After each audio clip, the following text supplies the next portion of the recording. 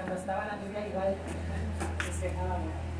Pues agradecemos a Dios porque estamos en este sábado aquí reunidos y vamos a repasar algunas cositas que aprendimos en esta semana de Hebreos 7. Hebreos 7. Recordamos que Hebreo, ¿verdad?, es un libro. Y pues no podemos tal vez dividirlo en temas porque es el mismo tema del que está hablando, pero para mencionar ese mismo tema hace referencia a muchas cosas. Y en este caso nos va a hablar acerca de el sacerdocio de quién? De Melquisedec. Hebreos 7 fue ¿verdad? El capítulo que debimos de estar estudiando toda esta semana para hoy comentarlo.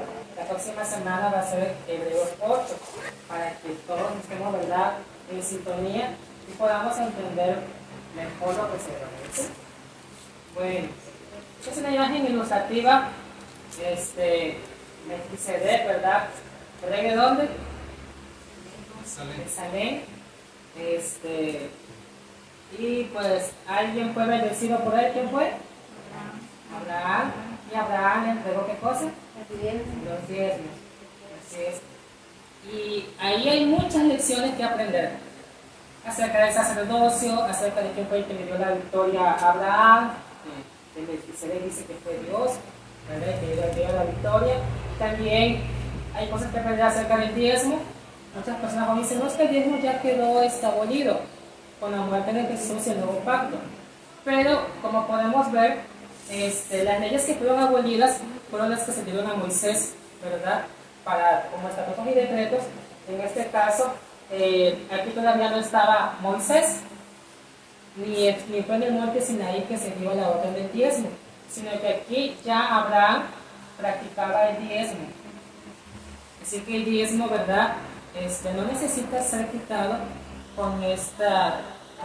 en el Nuevo Testamento.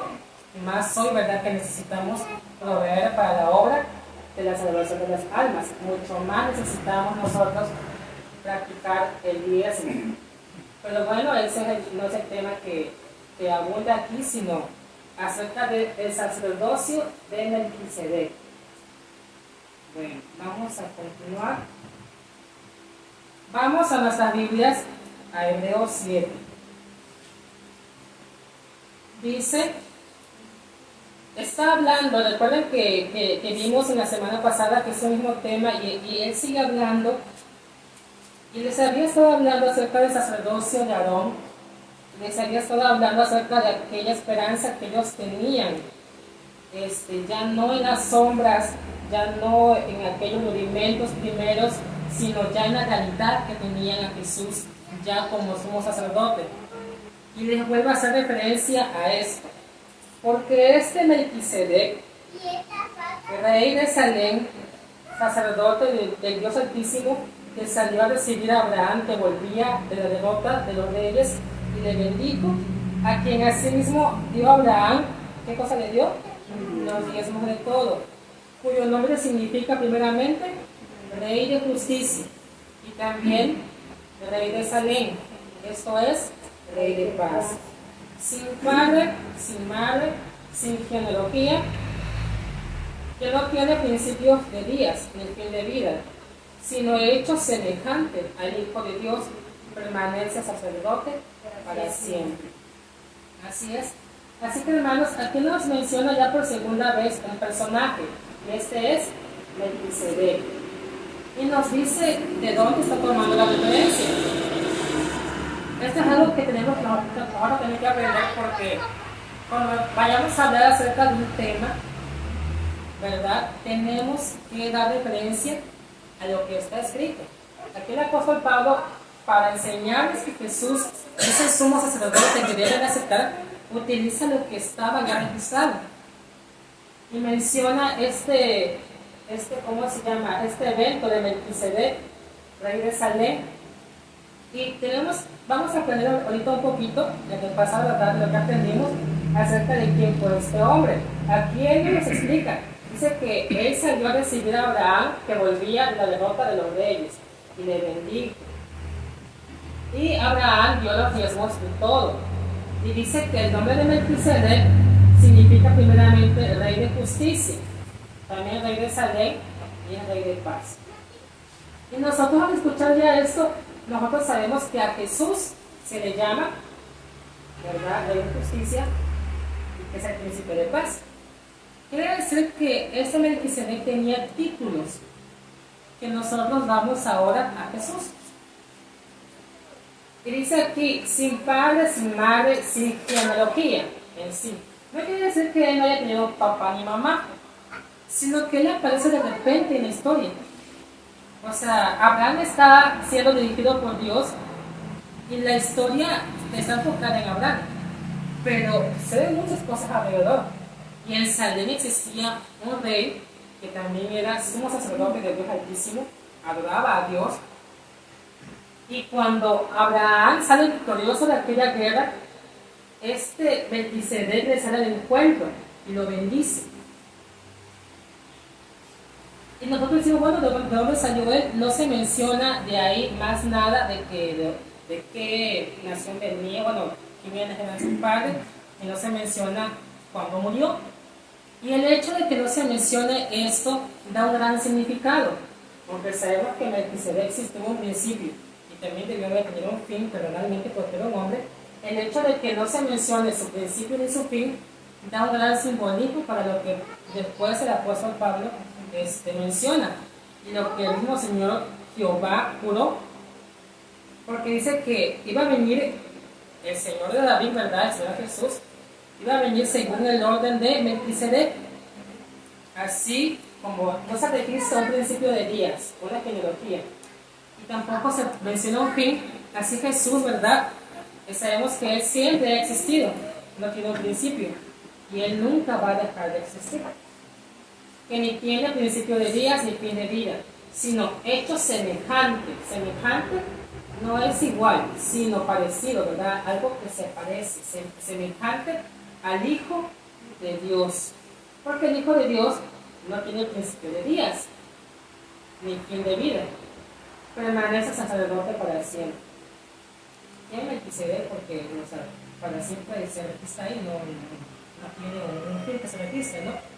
Y así también Jesús para siempre va a ser sumo sacerdote. No sé si tengan algo que comentar acerca de esto. Solo lo que acaba de comentar es que no es lo que mucha gente dice, que este tipo era un tipo que no fue creado. Que no fue creado, porque hay mucha gente, muchas religiones que dicen que este tipo no fue creado, sino que es el mismo Jesucristo o que es el mismo Espíritu Santo. De hecho, en el deseo de las gentes, no recuerdo cuál es el libro de Bray, menciona, porque dice que el pueblo de los judíos, los fariseos, no aceptaban a Jesús. Me parece que está en el contexto cuando él entraba a triunfar y él dice, bendito que viene en el nombre del Señor. La gente reconocía a Jesús como el enviado. Y entonces, en el libro de profecía dice, pregúntale a Jeremías y él te va a decir que es tal. Pregúntale a Ezequiel y así. Y entonces dice, pregúntale a Abraham y él te dirá que es Melquisedec. O sea, Jesús es Melquisedec. Entonces, no lo puse aquí, pero diríamos, bueno, aquí dice que Melquisedec realmente era Jesús. Pero ahorita vamos a ver que realmente era Jesús en el aspecto que lo representaba. Sí, porque no. Porque aquí dice, justamente dice aquí, hecho semejante al Hijo de Dios. Es que no hay forma de encontrar una genealogía de Melquisedec, no hay una forma de encontrar cuándo murió, hace un registro de vida, no hay forma. Sí. O sea, fuera de la Biblia no hay forma, hay cosas que se han inventado, ¿no? Pero fuera de la Biblia no hay forma de decir, ¿sabe qué? Melquisedec, sus padres fueron esto y esto y esto, o su madre fue esta, o sus hermanos fueron esto. Como por ejemplo con la genealogía que tiene Moisés, Aarón, la Aarón sí cronología que sabemos tiene Noé. De Aarón sí sabemos, en este caso hablando acerca del sacerdocio, sabemos quiénes fueron sus padres. Sí. ¿Quiénes fueron sus padres? A ver, ¿quiénes fueron los padres de Aarón? Jocabet se me olvidó el nombre de Hay una que eran los mismos padres de Moisés, ¿verdad? Y sabemos que Aarón también murió, ¿verdad? Y sus hijos, pues, fueron una descendencia de sacerdocio. Pero de Melquisedec no tenemos un registro de cuándo haya comenzado sus días de vida, quiénes fueron sus padres, ni cuándo terminó su vida. Y esto es muy importante porque esto nos da a entender que así va a venir el Señor Jesús. O sea, Él no tiene un registro de que alguna vez haya comenzado a existir. Jesús siempre ha existido y nunca va a dejar de existir. Bueno, vamos a continuar. Bueno, dice aquí en Hebreos que era rey de Salem. Yo estuve investigando un poquito y encontré un mapa. Y pues, como el hermano Edén nos comentaba, Salem es lo que hoy se conoce como Jerusalén. Y pues aquí está el puntito. Aquí llega. Aquí para situarnos y darnos una idea, aquí está el río Jordán, aquí está Edom, aquí está Belén, y están los nombres Jerusalén, Betel y Belén, que están sus nombres originarios. Luz, de Jerusalén, Salem, y de Belén, Efrata. Porque tú Belén, Efrata, ¿se acuerdan? Aquí está el monte Moria. Acá está Siquén. Bueno, aquí fue donde, ¿verdad? Melquisedec salió al encuentro de ¿qué? De Abraham. ¿Y qué hizo? Le bendijo. ¿Y Abraham qué hizo? ¿Verdad? En Patriarcas y Profetas, página 693, la hermana White habla acerca de cuando David iba a elegir un lugar para gobernar, que fuera la capital de su reino. Algo así entendí yo. Y dice aquí dónde está basado. Si tan pronto como David se vio afianzado en el trono de Israel, comenzó a buscar una localidad más apropiada para la capital de su reino. A unos 30 kilómetros de Hebrón. ¿Dónde está Hebrón? Hebrón está aquí a unos 30 kilómetros. Se escogió un sitio como la futura metrópoli de la nación, antes que Josué condujera los ejércitos de Israel a través del Jordán, antes de que atravesara el Jordán con Josué. Ese lugar sería llamado ¿cómo? Salem. Salem está aquí. O sea, dice que de Hebrón eran ¿cuántos? 30 kilómetros para el lugar que iba a ser elegido. Y antes que Josué hiciese pasar a su ejército por el río Jordán, ¿verdad? Este lugar se llamaba Salem. Cerca de allí, Abraham había probado su lealtad a Dios. 800 años antes de la coronación de David, había vivido allí que fíjense, había vivido allí en Melquisedec, sacerdote del Altísimo. Y recuerden que a David es el que el Señor le inspira y le menciona: el Señor Jehová jura, tú eres sacerdote según el orden de Melquisedec. ¿Esto fue cuándo? 800 años después. Para así decirlo. Ocupaba este sitio una posición central y elevada en el país, protegida por un cerco de colina. Y sigue diciendo cómo se hallaba en el límite de Benjamín y Judá. Estaba también muy próxima al Caín y las otras tribus tenían fácil acceso a él. Fíjense que bueno, aquí ella pues, menciona esto en el contexto de que estaba buscando un lugar para que fuese el reinado. Y en 2 Samuel 5, 6 y 7, los textos que vienen ahí mencionan cómo David tuvo que pelear, porque estos lugares estaban ocupados por otras naciones que eran paganas. Pero al final de cuentas, Jerusalén, ¿verdad? La ciudad de David se conoce también, y todo este espacio de aquí, pues era lo que realmente antes era Salem, donde vivía Melquisedec, que era rey y sumo sacerdote. Y ese especial es muy importante porque aquí en Jerusalén pues hizo el reinado. Ahí donde la tribu de Judá, ¿verdad? Eran reyes. Y se supone que si venía este Melquisedec, según la orden de Melquisedec, ¿verdad? Cristo, pues debía ser también rey. Y aquí se cumple específicamente bien, o sea, tanto territorialmente como proféticamente, Jesús, ¿verdad? Pues nació en Belén, y su reinado que terminará siendo un reinado para siempre. Bueno, hermano, no sé si tengan algo que comentar acerca de Salem. Salem significa, ¿qué cosa? Paz. Paz. De hecho, dice que aquí mismo se llama Sion. En contexto de todo lo que dice ahí. Pero acá está Sodoma, miren. Bueno, Sodoma dice que hay un. A veces piensan que fue Sodoma, porque sabemos que de Sodoma, ¿verdad? No quedó nada. Y muchos creen que Sodoma quedó en agua. Es muy importante eso de cuando Dios destruye las cosas, las hace desaparecer para no recordar, ¿verdad? Esos males que se hicieron allí. Cuando fue el diluvio dice que Dios ocultó todo eso. Pero bueno. Vamos a ver quién fue Melquisedec según el espíritu de la profecía. Fue Cristo el que habló mediante ¿quién? Melquisedec. Entonces, ¿Melquisedec era Cristo? No. Dice que fue Cristo el que habló mediante Melquisedec, el sacerdote del Dios Altísimo. Melquisedec no era Cristo. Está muy claro.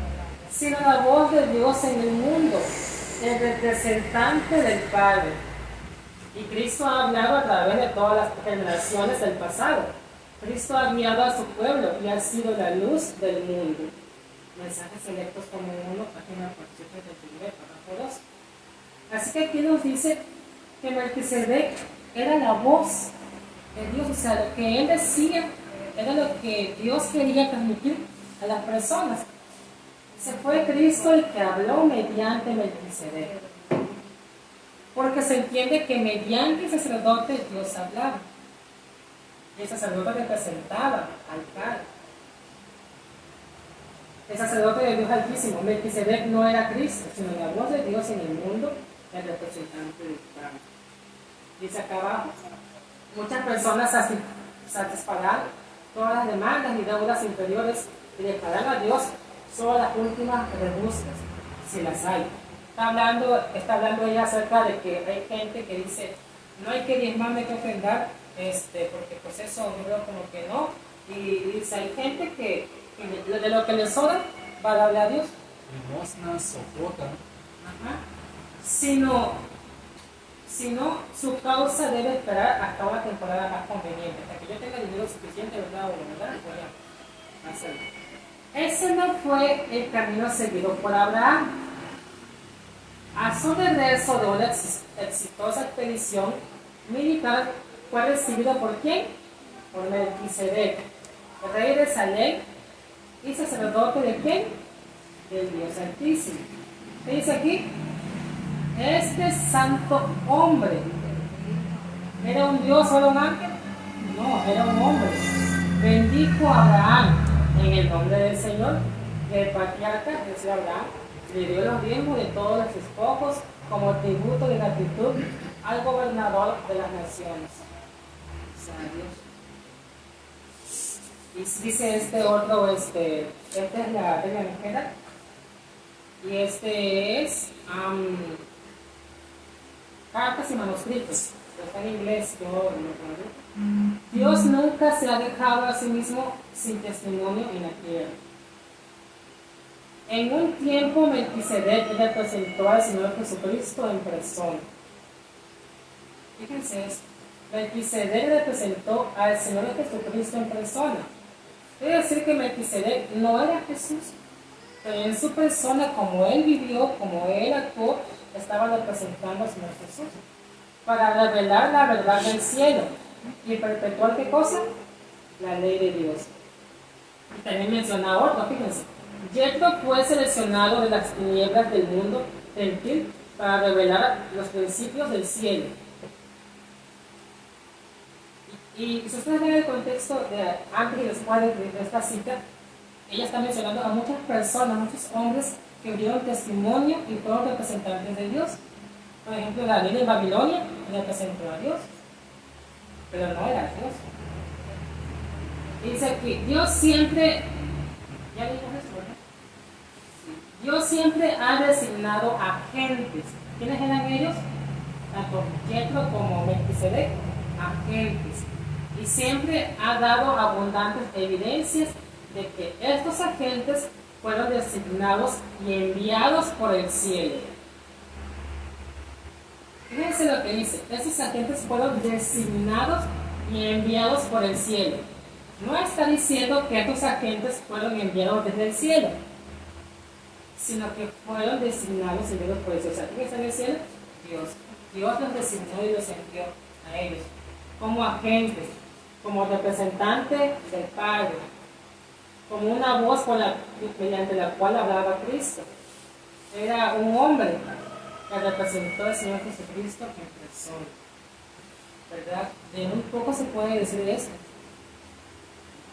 Melquisedec cumplió realmente con su función. Y en la vida que él estaba viviendo, se podía ver representada la vida de Cristo. Vamos a ver una última cita para hablar acerca de quién era Melquisedec. La hermana White tiene una carta a sus hijos, me parece, no recuerdo muy bien, y dice, ella está escribiendo y dice, tenía un mensaje muy solemne para la gente sobre el tema del hijo de las ofrendas. Algunos de los presentes se habían afirmado no poder ver la cuestión del diezmo.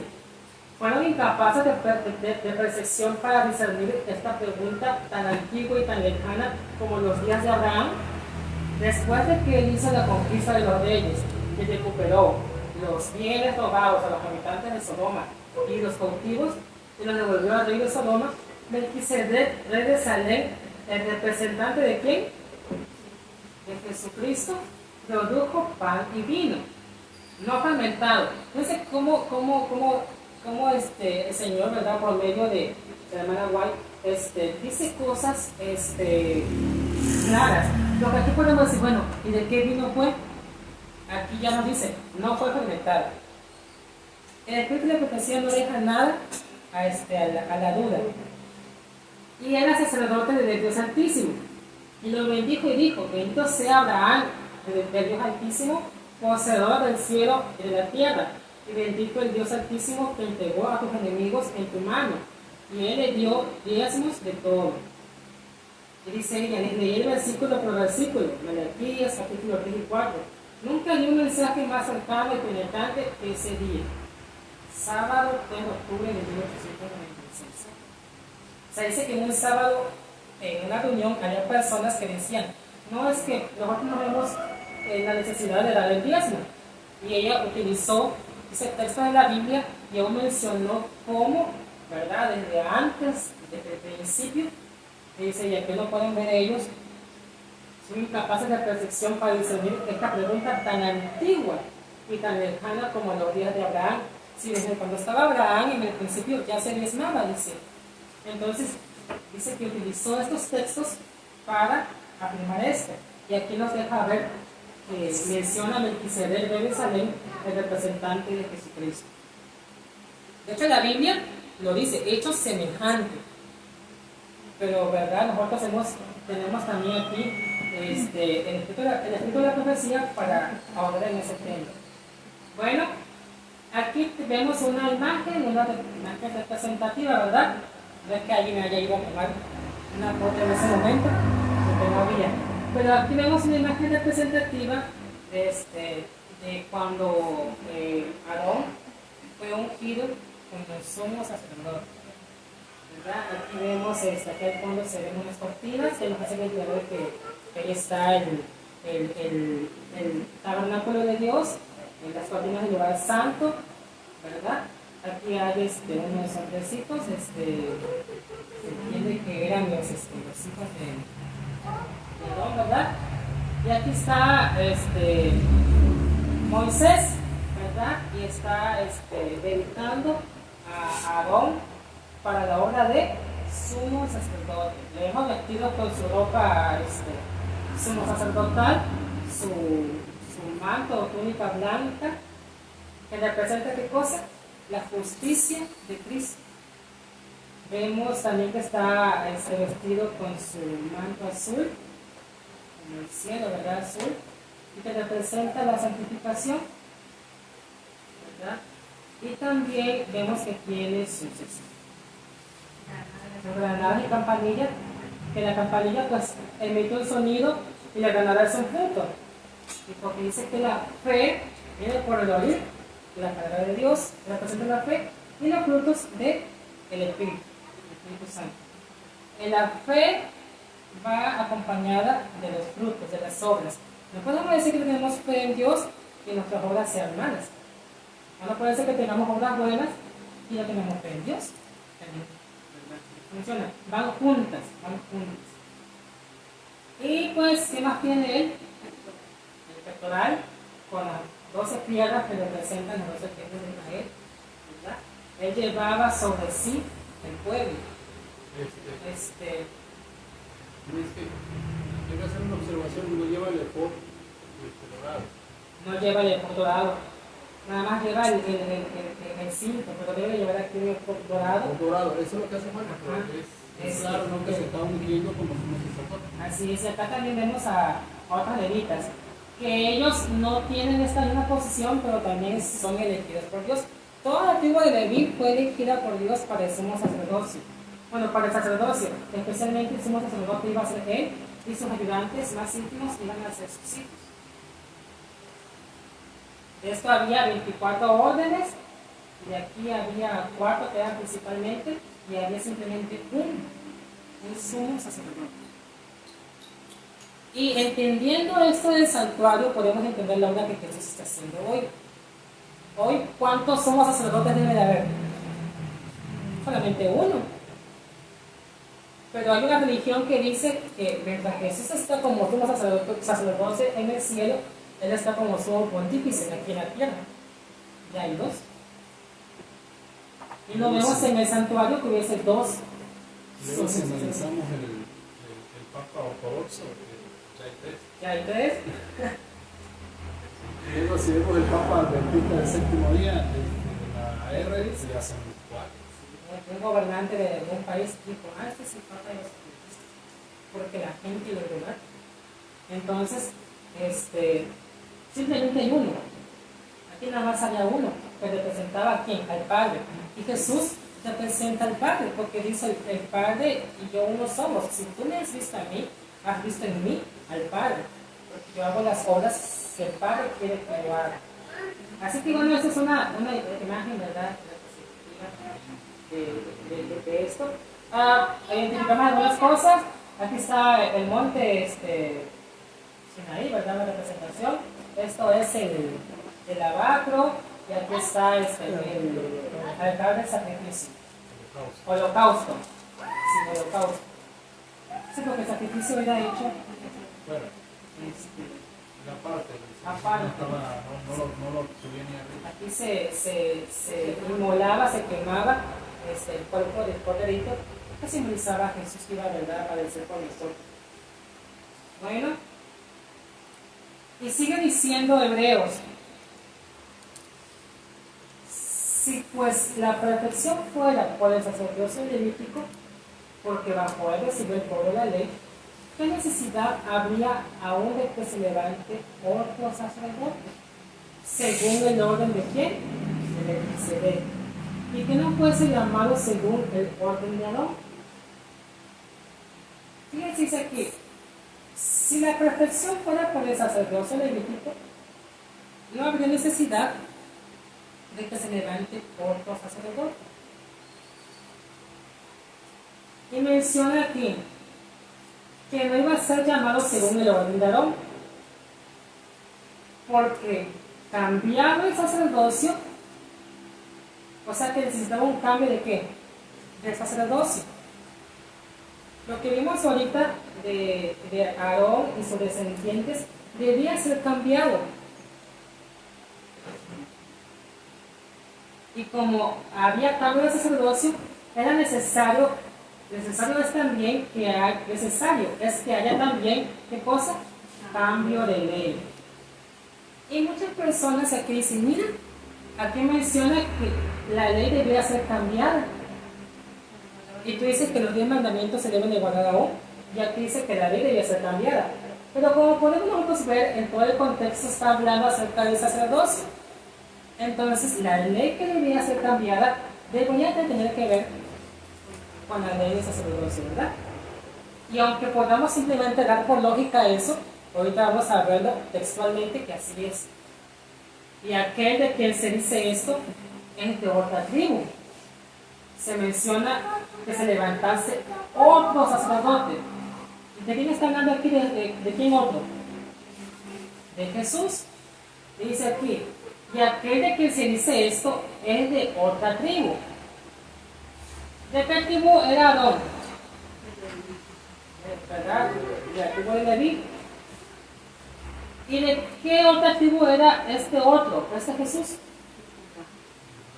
Así es, de Judá, de la cual nadie sirvió al altar.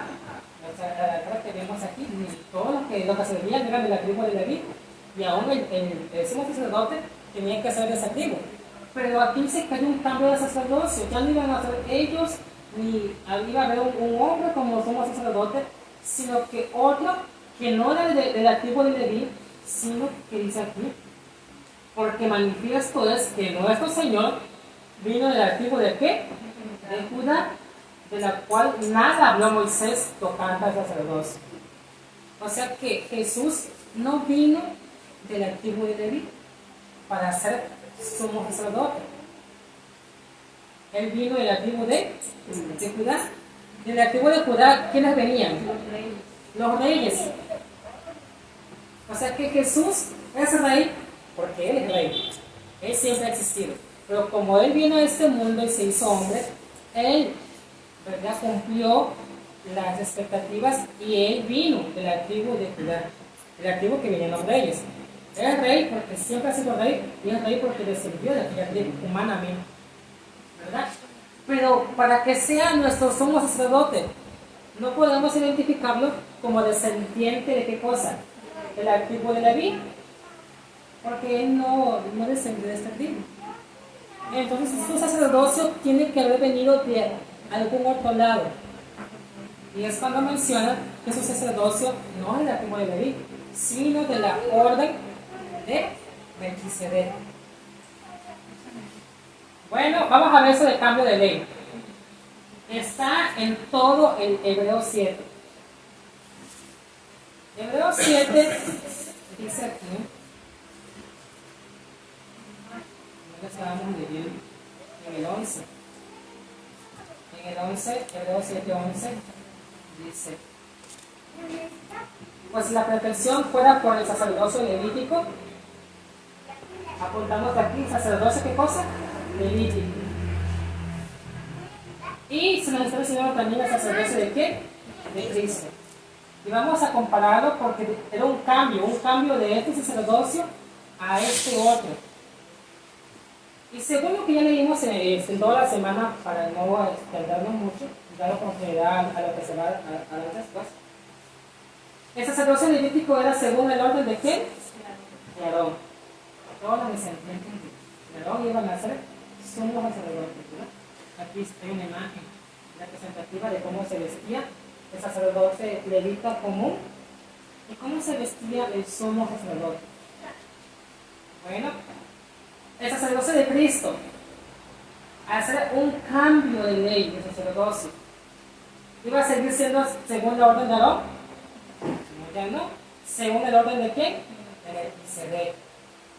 O sea, ya no iba a ser según el orden de esas personas que vivían y morían, sino iba a ser según el orden de Melquisedec, una persona de la cual no hay registro que haya tenido principio de días o que haya dejado de existir. Así que alguien dice, bueno, es que Jesús no puede ser sumo sacerdote porque él no vino en la tribu de Leví. Es correcto, pero él vino según el sacerdocio de alguien que estaba mucho antes de la tribu de Leví, y fue Melquisedec, ¿verdad? Él viene de esa descendencia, y viene de la descendencia no porque de sangre, sino porque Dios juró y dijo, tú vas a ser sumo sacerdote para siempre, según la orden de Aarón, no, según la orden de Melquisedec. Así que Jesús puede y es sumo sacerdote según esa orden. El sacerdocio levítico, como dice, ¿verdad?, era de la tribu de ¿qué? De Leví. Eran 12 tribus en el pueblo de Israel, una de ellas era la tribu de Leví. ¿Y Jesús de qué tribu vino? La tribu de Judá. Así es. El sacerdocio levítico, dice Hebreos, conforme a la ley del mandamiento acerca de qué cosa? De la descendencia. Es decir, si moría el sumo sacerdote, el que le seguía, ¿quién era? Su hijo. Y así. Pero Jesús, según qué orden vino, ¿quién sacerdote tuvo que morir para que él viniese? O cuando él muera, ¿quién va a venir? Él no va a morir. Entonces, hay un cambio de ley. Según el poder, aquí es según el mandamiento de la descendencia, pero aquí es según el poder de una vida indestructible. Es lo que dice Dios. Su sacerdocio es según el poder de una vida indestructible. Él va a permanecer como sacerdote para siempre porque él no va a dejar de existir. Y aquí tenía que haber una descendencia. Aquí dice, por la muerte no podían continuar. Y de hecho es lo que sigue del texto. Por la muerte no podían continuar. Morían.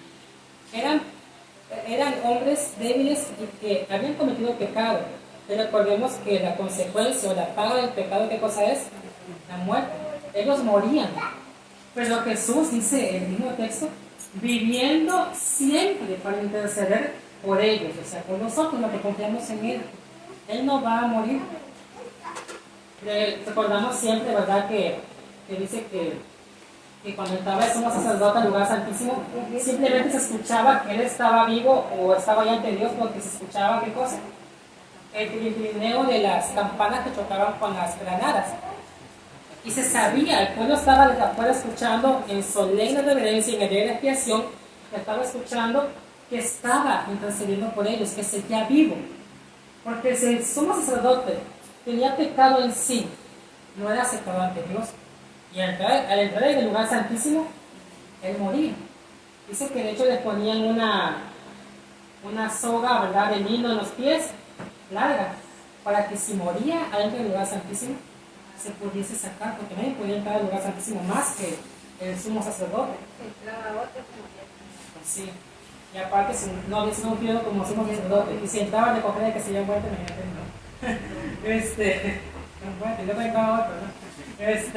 no, se sacaba así. Ellos eran mortales, personas que cometían pecado, tenían que ofrecer por sí mismos un sacrificio por sus pecados. Pero Jesús, Él no va a morir. No podemos nosotros tener desconfianza de que Él haya cometido algún pecado y que no sea aceptado ante Dios y no pueda reconocerlo a Dios como alguien que pueda defendernos a nosotros por nuestros pecados que nosotros hemos cometido. Dice aquí, sin juramento fueron hechos sacerdotes, dice la Biblia, estos hombres. Pero en el caso del Señor Jesucristo, en este cambio de ley, dice, ¿juró quién? El Señor. ¿Qué Señor? Jehová. Y no se arrepentirá. Y lo que sigue es, tú eres sacerdote para siempre según el orden de Melquisedec. Acá no fue con juramento, pero acá Dios mismo lo juró. Cada día, como aquellos sumos sacerdotes, de ofrecer qué cosas, sacrificios. Cada día se ofrecían sacrificios. Ahora en este cambio de ley, dice, porque esto lo hizo una vez para siempre. ¿Qué cosa? Sacrificios, ofreciéndose a sí mismo. Ellos ofrecían un animalito, pero Jesús se ofreció a sí mismo él. O sea que este es el cambio de ley del que nos está hablando aquí. No tiene nada que ver con los mandamientos. Aunque realmente Dios dio los mandamientos por medio de ellos, ellos tenían que dar la ley al pueblo. Y verdad, Jesús, que está en el lugar santísimo, donde el arca del pacto, es evidente que Él es el que nos está dando su ley a nosotros. Ya dije esa, ¿verdad? La ley constituye ¿cuál ley? Así es, constituye sumos sacerdotes ¿a qué cosa? A débiles hombres. Dice acá en el cambio de ley, la palabra del juramento posterior a la ley constituye ¿a qué? Al Hijo de Dios. ¿Débil? No. Hecho perfecto para siempre. Entonces este es el cambio de ley que nos convenía, ¿verdad? ¿Cuál nos convenía mejor? ¿Este o este? De hombres que mueren o la muerte no pueden continuar. Yo tengo que pensar, si había un sacerdote fiel, un sumo sacerdote fiel, consagrado a Dios, pero tenía hijos que no eran consagrados a Dios, tú ibas con fe de que tu sacrificio iba a ser aceptado por Dios, porque el sumo sacerdote era una persona consagrada y lo ofrecías. Pero si moría esa persona y descendía su hijo que no era tan consagrado a Dios, o sea, ¿será que había confianza en que tu ofrenda iba a ser aceptada? ¿Nos convenía ese sacerdocio? ¿Nos conviene el sacerdocio que el Papa Francisco está diciendo que él está llevando a cabo? El sucesor de Pedro, dice él, que verdad no nos conviene, porque él sabemos que puede morir. Y su vida no es una vida perfecta. Él ha dicho muchas cosas en contra de los mandamientos de Dios. Lo que usted dijo es cierto. Los hijos de Dios lo hicieron. Así es. Como terminaron. Se supone que ellos van a ser los sucesores de él, no los demás. ¿Verdad? Sí, pero pues su vida no era una vida correcta, perfecta. O sea, ese sacerdocio tenía que ser quitado, porque si se le dejaba eso, pues ¿en qué nos podía beneficiar eso a nosotros? Entonces, hermano, hoy en día no hay un sacerdocio como tal, porque Jesús es el que ha tomado el sacerdocio, porque realmente estos sacerdotes prefiguraban, representaban a Cristo que iba a venir. Y viniendo Cristo, ya no hay necesidad de que nadie lo represente, porque él mismo representa ya no a sí mismo, sino al Padre. Y pues eso es lo que nos convenía a nosotros. Todos los días sacrificando, ¿nos convenía eso? No, ya Cristo dio su vida una vez para siempre. Así es. Así cuando habla acerca de cambio de ley, cambio de sacerdocio, es natural. Dios le dio el sacerdocio a la casa de Aarón.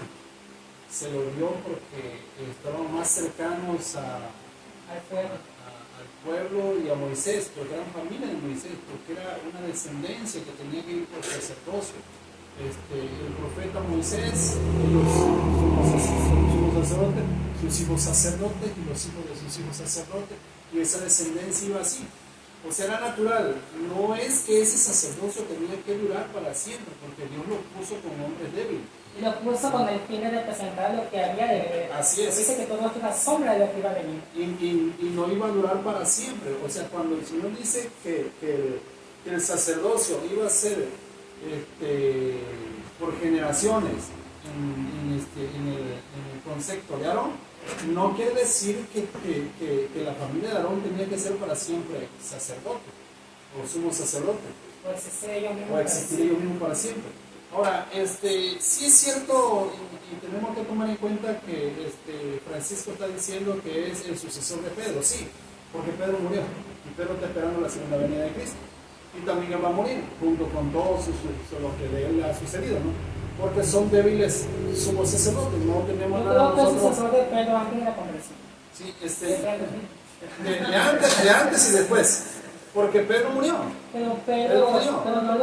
Pero Pedro tuvo una vida consagrada. Sí, pero yo estoy diciendo en el concepto de que Pedro murió. Y Su humanidad. es humano, es un humano. Sí, pero sabemos que el sacerdocio de Francisco pues no es necesario ni nos conviene, porque tenemos Pues a no, uno que nos... porque muere. Si llegase a vivir eternamente, pues sí nos convendría, porque la persecución sería más rápido. O sea, ya él no va a terminar su periodo, él va a seguir para siempre su periodo, y entonces sí veríamos rápidamente la persecución. Bueno, estando que en este va a venir la persecución.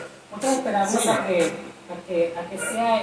Pero cuando un hombre dura para siempre, es posible, hay más posibilidad de que sus ideas se cumplan más rápido.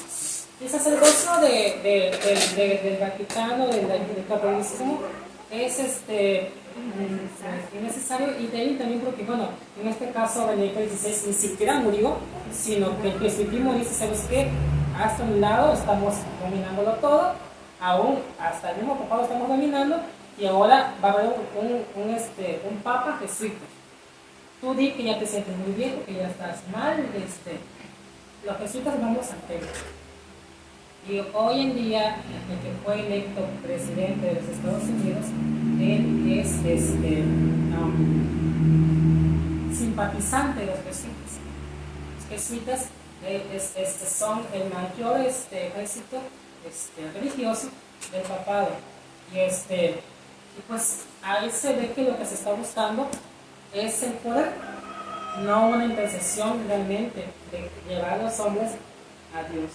Ahora, ¿Y Jesús no buscó el poder? Eso nos convenía. Ahora, a la gente le conviene un sumo sacerdote que muera. Les conviene. ¿Por qué? Porque no quieren guardar la ley de Dios. Dios dice que es eternamente, su ley es eterna. Por lo tanto, todos los que guardan los mandamientos de Dios van a ser eternos. ¿Sí? Pero a la gente del mundo le conviene tener un sumo sacerdote débil. Un sumo sacerdote que muera. ¿Por qué? Porque ellos disfrutan, gozan de violar los mandamientos de Dios, así como disfruta y goza de violar los mandamientos de Dios de estos sumos sacerdotes. Sí, porque si el sumo sacerdote hace esto, yo también puedo hacerlo.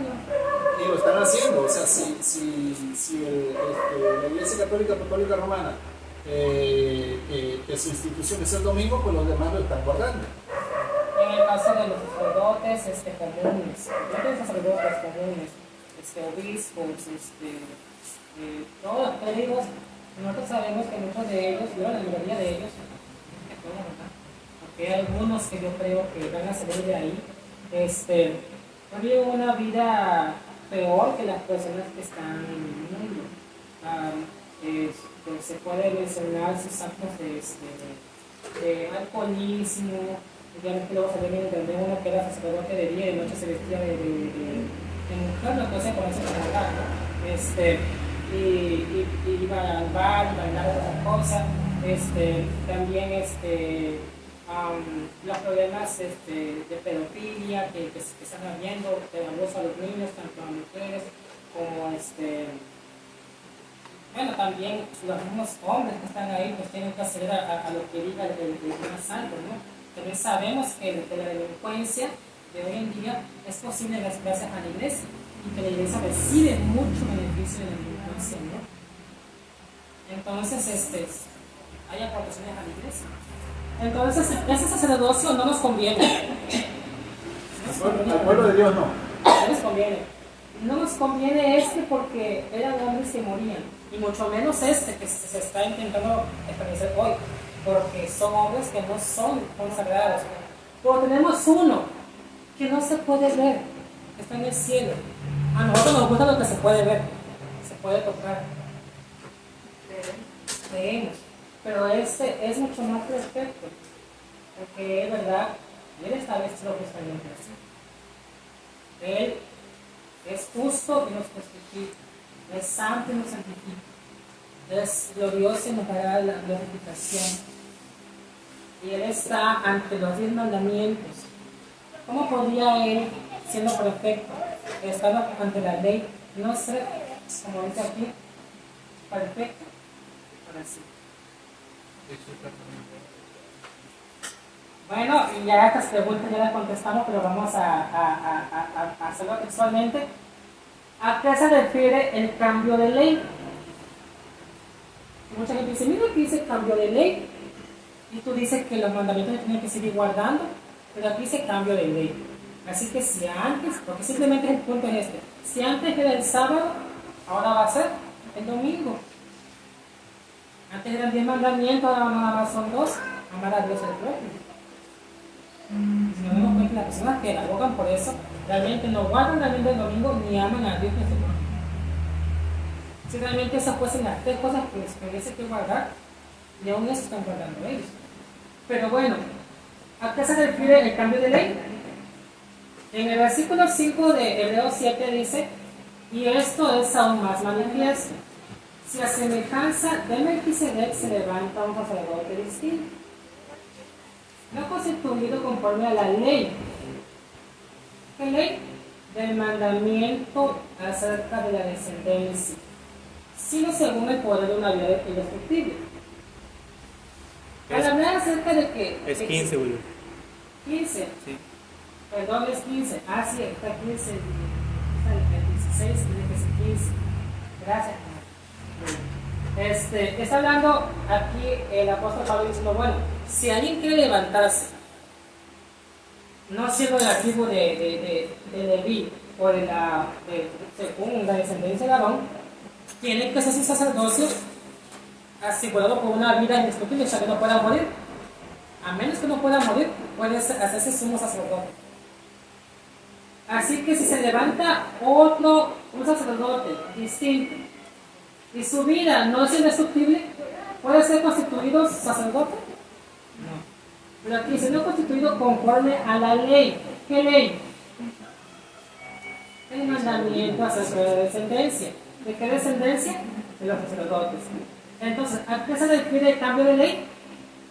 El cambio de ley de los sacerdotes, de la descendencia. Ya no va a ser por descendencia. Ya no. Ya es Jesucristo el sumo sacerdote. Ahora va a ser una orden dada por Dios. Ajá, porque como es su vida es para siempre, pues ya no hay necesidad de que uno le siga, ¿no? Bueno, ¿a qué se refiere abrogado el mandamiento anterior a causa de su debilidad? Bueno, como el pueblo de Dios era muy, no podían guardar la ley, eran débiles, Dios tuvo que abrogar, que quitar el mandamiento anterior.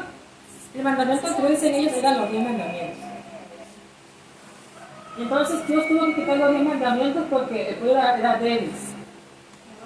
No los podía guardar. Y nada más puso 2. Y nada más puso 2 para que los podamos guardar. Eso es más fácil. Acá refiriendo a eso, dice, porque la ley constituye sumos sacerdotes a débiles hombres. ¿De qué está hablando? De los sumos sacerdotes que eran débiles, ellos que eran hombres.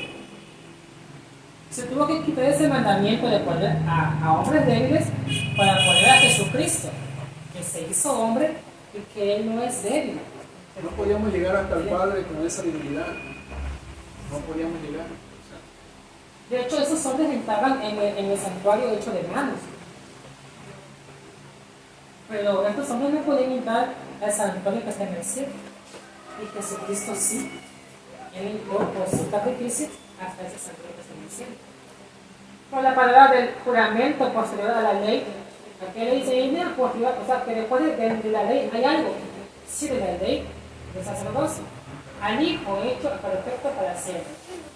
Así que a qué se refiere a abrogar el mandamiento anterior a causa de su debilidad, se refiere a que se quitó el mandamiento en el cual se constituía somos sacerdotes a débiles hombres, pero en ningún caso está hablando acerca de la ley de Dios de los 10 mandamientos.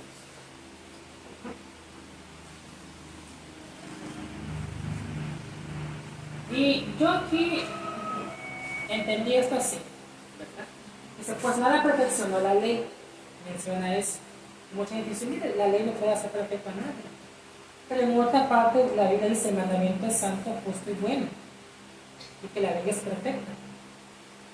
Entonces, no concuerda. Tiene que estar hablando de dos leyes distintas. Una ley que es perfecta y una que no pudo perfeccionar nada. Y la que no pudo perfeccionar nada fue la ley de sacerdocio. Porque no era lo perfecto. O sea, imagínense, el corderito era la perfección de lo que queríamos ver. No, la perfección era lo que señalaba que iba a venir Jesucristo a morir por nosotros. El sacerdote Aarón, somos sacerdote Aarón, él fue muy consagrado a Dios, pero ¿era la perfección que esperábamos nosotros? No, él era una representación de Cristo, la perfección que iba a venir. Entonces, nada perfeccionó la ley. Y aún estos hombres que debían representar a Cristo, vamos a ver en este caso una reflexión acerca de Caifás. ¿Se acuerdan quién fue Caifás? Un sacerdote. Estaba en el tiempo de Jesús.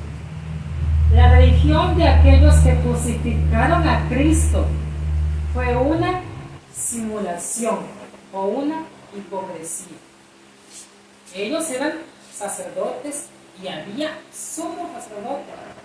Ellos fueron los que fueron con los soldados romanos, con los gobernantes romanos, a decirle: queremos la vida de ese hombre. Eran perfectos ellos, representaban al Padre, representaban a Cristo que iba a ser coronado como sumo sacerdote. No era eso. Las supuestas vestiduras santas de los sacerdotes cubrían corazones llenos de corrupción. El manto representaba la justicia, la santificación, la glorificación, pero por dentro, ¿qué cosa había? Corrupción, maldad y crimen. Qué feo, ¿verdad? Interpretaron la ganancia como piedad. Tienes que traerme a mí, ¿verdad? Los sacerdotes fueron nombrados no por Dios, sino por un gobierno incrédulo. O sea, ¿quién puso a ellos? Puso Roma. Roma puso, dijo: a ver, tú no funcionas como sumo sacerdote porque se ve que tienes política para gobernar. O sea, ya no era por descendencia, como era realmente la ley del mandamiento de los sacerdotes, ni era porque una vida consagrada, era porque a Roma le convenía esta aquí. Si no le convenía ese, ponía otro. El cargo de sacerdote se compraba y vendía como mercancía. O sea que se podía comprar, ¿verdad? Yo quiero ser imagínense que yo tenía que ser, ¿verdad?, por descendencia, pero venía uno que tenía más, ¿verdad?, poder económico, y decía: no, yo te doy tanto, y ¿verdad?, y compra a todos los demás. Pues ya no iban a aceptar a mí, van a aceptarlo a él, porque él compró la sacerdocia. Así fue como Caifás obtuvo el cargo. La Biblia lo dice, la Biblia no lo dice. Caifás compró el cargo de qué cosa. Así es. No le pertenecía. Y aún aunque lo hubiese comprado, pues al menos hubiese dado de evidencia de que merecía tal cargo, ¿no? No era un sacerdote según el orden de Melquisedec. Porque bueno, si no fue por descendencia y compró el cargo, tal vez por orden de Melquisedec él pudiese ser sacerdote, pero no era según el orden de Melquisedec. Simplemente hay dos formas en las que puede constituirse sacerdocio: porque sea descendiente de la tribu de Leví, pero aún así esa orden, ese mandamiento ya quedó abolido, y otra, que tú vengas según el orden de Melquisedec, una vida indestructible. ¿Y cómo puede ser una vida indestructible? Que no haya cometido pecado, porque el pecado es lo que trae la muerte.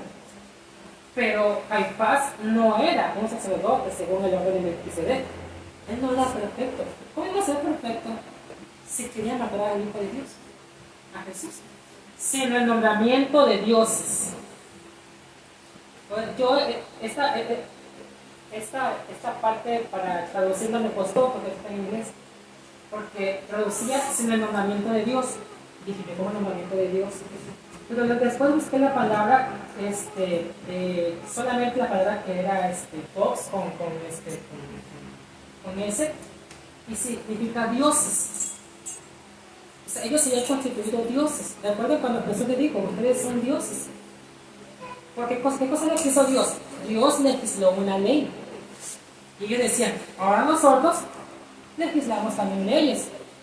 Hay una ley de cómo debe de ser el sacerdocio, por nosotros decimos, no, ahora se puede comprar. Ellos se habían constituido en dioses. Y es en D minúscula porque no eran realmente dioses. Fue comprado y vendido para hacer la maldad. Nunca supo lo que era hacer, ¿qué cosa? Obediente a Dios. Y sabemos que de Jesús se dice que Él dice ofreciendo ruegos a quien podía salvarle. Dice, y aunque era hijo, aprendió ¿qué cosa? Obediencia. Eso lo leímos ya en Hebreos. Jesús fue obediente. ¿Y Caifás? Simplemente no. Tenían apariencia de piedad y esto le dio el poder de oprimir. ¿Dónde puedo conseguir ese párrafo, hermana? Está solamente en internet, hermana. Y está en inglés. Pero si usted accede a una aplicación que se llama, ¿cómo se llama la aplicación? Pero sí me puedo llevar una memoria ¿ok?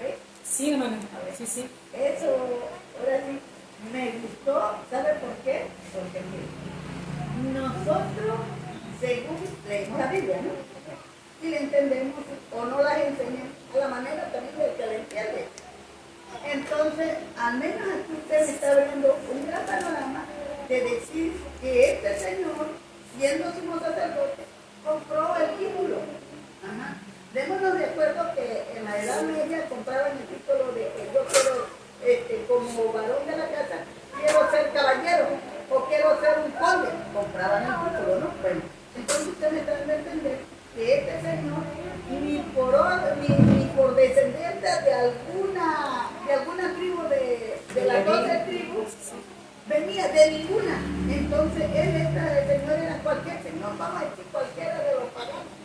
No tenía nada que ver con el orden que llevamos aquí en la Biblia, de Melquisedec o de Leví, de nada. Por eso él nunca amó a Cristo, nunca pudo obedecer ni entender lo que Cristo predicó. Sí, porque era por negocio. Eso, mire, esto yo, porque verdad, yo siempre he dicho que al menos porque este señor trataba de matarlo, porque Jesús le dijo, si ustedes fueran descendientes de Abraham, me amarían, no trataran de matarme, porque Abraham no me vio en persona como ustedes y me obedeció. Entonces, esto me está dando a entender a mi esposa que, oiga, Fabián estaba muy lejos de entender. Sí. Y ahora sí, gracias, porque yo de mi parte puedo estar agradecida por este panorama que me Sí, agradecemos a Dios por el Espíritu de la profecía que nos abre el entendimiento y esa luz está en la Biblia. Pero como dice Pablo, como hemos sido optados para oír y necesita que nos den como el niño leche, ¿verdad? Y no alimento sólido, pues no entendemos y necesitamos que Dios nos dé estos testimonios para que entendamos un poquito más. Y justamente hoy vemos que el sacerdocio también se compra. El sacerdocio de católico se compra. Sí. Hay más corrupción que... Y pues es lo mismo que pasó con Caifás. De hecho, Caifás tenía un brazo derecho, que era su suegro, Anás. Sí. Anás era el brazo, ese era el brazo derecho de Caifás. Era el suegro de este hombre. ¿Quién fue el que murió bien feo? ¿Fue Caifás? Herodes. Pero ellos también murieron feo, ¿no? Bueno, de por sí murieron, ¿no? Pero Creo que lo matan. y sí, yo te lo digo. Hay una serie, no la recomiendo que no la hizo, pero se llama ABC, La Vida Continúa. O sea, porque se supone que el Nuevo Testamento ahí acaba, ¿no? La educación de Cristo. Toda la serie habla acerca de que la vida continúa, o sea, Caifás y Anás y Caifás siguieron viviendo. Y ahí se cuenta, según la historia que ha quedado registrada, según lo que se dice, cómo murió Anás, Caifás, cómo murió Herodes, cómo todos aquellos que habían tenido que ver con Jesús y su muerte, llegaron a tener una vida pues miserable. Anás y Caifás fueron como enloquecidos porque se supone que él mataba a Jesús. Y cuando matan a Jesús y luego vienen los discípulos y se regan por todas partes, Jesús estaba por todas partes. O sea, Jesús su nombre, o sea, Jesús estaba haciendo milagros acá y allá y allá. Y entonces, ¿dónde está Jesús? Y entonces muchos decían que Jesús estaba entre ellos, ¿qué pasó? Y entonces se dieron cuenta que fue pues, ¿verdad? Que no podían ya matar a los hijos de Dios y todo se les salió de las manos. Y quedó en evidencia de que ellos eran los malos. Y pues así, hermanos, por eso no nos convenía ese sacerdocio. Nos conviene que Jesús está haciendo hoy. Y yo creo que lo único que podría hacer ese sacerdocio y que era su fin, no es llevarnos a Jesucristo. Era lo único que podía hacer, pero no nos perdonaba nuestros pecados, no éramos santos. Era una esperanza de que se iba a hacer, de que eso iba a ocurrir. Porque dice que la ley no la perfeccionó y que dice que, de hecho más adelante vamos a ver que dice que los sacrificios de Jesús eran mejor que los otros, porque los otros eran una figura, pero el sacrificio de Jesús, porque ese sí fue real, de verdad. Y los demás nos señalaban que iba a venir el perdón, pero en Jesucristo tenemos el perdón de los pecados. Bueno, esta es una imagen representativa también, donde está Jesús en el lugar santísimo. Vemos vestido de su ropa sumo sacerdotal. ¿Está vestido así, sí o no? O sea, exactamente así, obviamente no, pero sí está vestido de sumo sacerdote. Bueno, vamos a decir que puedes tener la misma figura, el tipo de vestido, pero con pureza y más perfecto. Porque es perfecto. Con hilos tejidos en el cielo, ¿verdad? Y cuando ustedes leen Apocalipsis, Juan ve a Jesús, lo ve en el cielo. Y entonces, cuando Jesús se fue un humano corporalmente, ¿verdad? De carne y hueso. Dice que él siempre va a tener esa forma de ser humano, para que nosotros recordemos que él se hizo hombre por nosotros. Y él pues ascendió al cielo. Y cuando Juan lo ve en el cielo. Dice que lo ve que se paseaba ¿en qué? En los candeleros. Quiere decir que en el cielo está el lugar santo, el santuario, y allí Jesús está. ¿Y cómo está Jesús vestido? Con los sacerdotes, dice, con un vestido que le llegaba hasta los pies y un cinto de oro que le ceñía aquí. Pero nada más menciona eso. Y es porque está en el lugar santo. En el lugar santo se oficiaba como sacerdote común. Con lino fino nada más. Pero entendemos que cuando entró al lugar santísimo, debió de haber cambiado sus vestidos. Y ya después Juan dice que él vio que el arca de Dios estaba en el cielo. Y eso está en el lugar santísimo. Bueno, Jesús está de alguna forma vestido así, ¿verdad? La hermana White sí menciona, sobre su cabeza tenía una mitra y algo que parecía una corona. Y Jesús está ofreciendo su sangre, no como un tazón. Él muestra sus manos y dice, mira, mis manos, así es. Allí está mi vida que sacrifiqué, está la muestra de que yo di mi vida, está su manto de justicia, de santidad, lleva a su pueblo sobre sí mismo. Y está oficiando ante los ángeles, que son los testigos, ¿verdad? Y ellos miran siempre hacia dónde, hacia la ley que está dentro de este y aunque no está ya más en el lugar santo, donde está el incienso de oro, que representa las oraciones de los santos, aún Jesucristo lleva en su mano un incensario de oro, porque las oraciones aún son escuchadas en el lugar santísimo. Así es. Pues, se vuelve a repetir la misma historia. Yo te decía que no está vestido así porque no lleva el pectoral, el otro. Sí, no lo lleva. Sí, no lo lleva. No sé por qué lo pintan así, pero siempre lo pintan así. Pero tiene tres vestiduras del Señor Jesucristo. Tiene la vestidura de... parece que sí se ve. Ajá. Pero vamos a ver por aquí. Ay, no puedo. ¿Sí lo puedes jalar, María? Jalar aquí Así lo tiene, así lo tiene. A ver, y solo la para que lo abran grande. Es donde está colgada la perla. Ajá, lo que pasa es que el Señor Jesucristo tiene tres vestiduras. El azul y el Y esas tres vestiduras tienen significado para nosotros. Y debemos de entenderlo. De hecho, ya lo hemos dicho muchas veces. Significa santificación, significa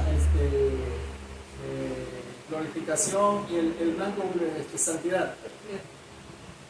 Son los pasos que damos nosotros para ser salvos. Tenemos que ver. El primero es blanco. Dice que el blanco representa las obras justas de los santos. Nosotros no tenemos obras justas, tenemos obras injustas. A menos que Jesús nos ponga su manto de justicia de las obras justas que Él hizo, podemos ser aceptados ante Dios. Lo primero que el Señor hace es aceptarnos como sus hijos. Nos pone el manto de justicia. El Señor ya no ve nuestro pecado, nuestra maldad, sino que ve el manto de justicia que Jesús ha puesto sobre nosotros. Entonces, esto es lo que representa la justificación por la fe. Somos justificados por la fe, no por obras. Si ofrecemos nuestras obras, el Señor va a ver nuestra vida manchada, como el sacerdote Josué, que dice que estaba todo manchado de ropas viles. Él no podía presentarse así ante Dios. Como Satanás le decía, mira, ¿cómo está vestido él? Está todo manchado. Por eso, el mismo ángel de Jehová, que entendemos que es Jesús, dice, ¿sabes qué? Pónganle una ropa limpia, un manto blanco. Así Jesús trae un manto blanco que representa que Él es el que es justo y la justicia. Y Él también le damos ese manto de justicia. Bueno, el azul entendemos que representa lo que sigue después de la justificación por la fe. Ya Jesús me hizo justo, dijo que soy hijo del Padre, me aceptó, porque yo tengo fe en Él, en lo que Él hizo y puede hacer por mí. Pero de ahí sigue una vida de santificación, cosas que tengo que ir dejando. Y en el manto azul, que cuelga, aquí está mal. El manto azul, a ver si. Está bien, El manto azul, es el que cuelga. La granada y la. Primero me justificó, me hizo su hijo del Padre, aceptado por la fe en Él, en lo que Él hizo, sus obras. Y después viene la santificación. Yo voy a tener una vida santa, y en esa vida va a haber fe y va a haber obras. Se va a escuchar, voy a escuchar la palabra de Dios, me va a dar fe, pero también voy a obrar, van a haber frutos. Por eso está la campanilla y la granada. Y después de eso viene el manto que viene encima, que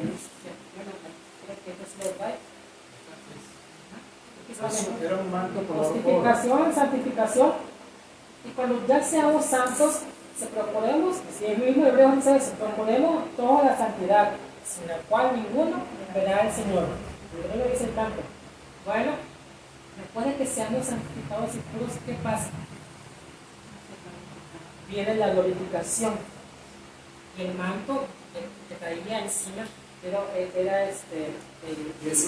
lo que está pasando ahorita. La glorificación está ocurriendo en estos momentos con el Señor Jesucristo en el lugar santísimo. Y será completa hasta que venga con nosotros y estemos con Él. Así es. Pues estábamos en esto. Tal como sacerdote nos convenía. ¿Nos convenía, sí o no? Claro que nos convenía, nos sigue conveniendo. ¿Cómo es Él?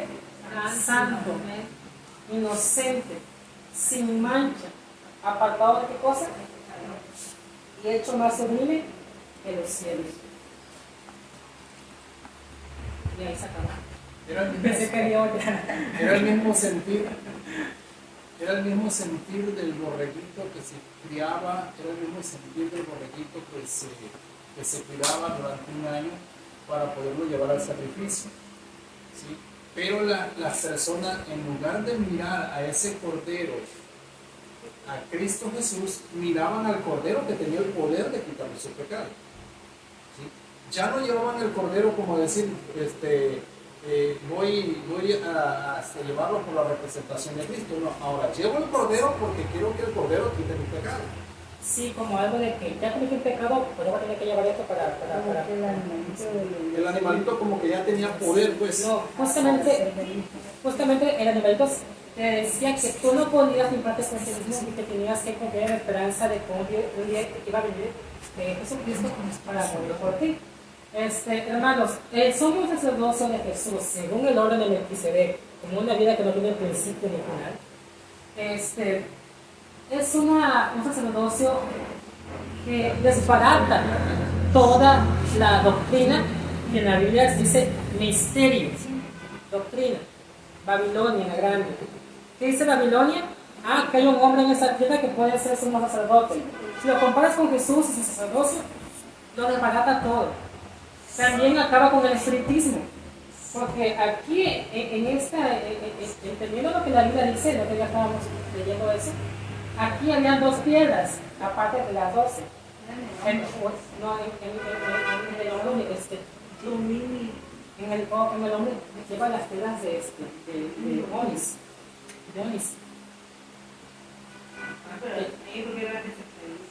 Pero acá dice que llevaba el origen de Tumín. Porque eran 2 tipos de piedra. Yo estaba mirando, ¿verdad? En unas preguntas que hicimos para contestar en internet. Y sí, nosotros pensábamos que le llevaba en el hombro, pero en el hombro llevaba estas 2 piedras que simbolizan que él lleva, pues lleva el pueblo en los hombros. Porque si no me recuerdo, en esas piedras estaba escrito también las tribus de Israel, 6 y 6, pero acá estaba el origen de Tumín. En el borde de llevaba también unas piedrecitas, origen y Tumín. Y entonces, aquí desbarata el espiritismo, porque hoy en día, si la gente quiere conocer algo acerca del mundo, más allá o más acá, ¿verdad? ¿Qué dice? Vamos a consultar con un espiritista. ¿Qué dice la Biblia? Consultará el pueblo los vivos o los muertos. Consultaremos a los medios que cuchichean y hablan cosas. Dice no. ¿Verdad? ¿A quién va a consultar el pueblo? A Jehová. ¿Por qué de Saúl mandó a consultar con una espiritista? Porque Dios ya no le contestaba por Urim y Tumim. No le contestaba por eso. Dios no quería ninguna relación con este hombre que se había apartado de él. Entonces él por eso fue a consultar a un espiritista. Y hoy, como el mundo no tiene una relación con Jesucristo, el gran sumo sacerdote no lo consulta a él, sino consulta a los espiritistas de este mundo. O consulta a sus pastores, a sus ministros. Están enfermos como hace poco la señora que decía mal, a sus pastores, Y entonces la iglesia te va a tener cuánta ignorancia, ¿no? Pero bueno. y eso iba a llevar a otra, ¿no? Y Jesús, Él puede sanar. Las mismas manos que Él ofrece y muestra ante el Padre, que han sido taladradas en ese sacrificio, son las mismas manos que tocaban a los enfermos y sanaban. Aunque Él está fungiendo como somos sacerdotes, Él no deja de ser aquel que sanó. Él es el gran médico. Él es el gran médico misionero. Él utilizó barro, utilizó agua para hacer salida, su propia salida. Pudo haberlo mandado nada más así, pero utilizó ese medio para enseñarnos que se pueden utilizar cosas de nuestro medio para aliviar las enfermedades. Pues eso fue lo que nos habló Hebreos 7. ¿Qué les parece? Vamos a terminar con un canto que siempre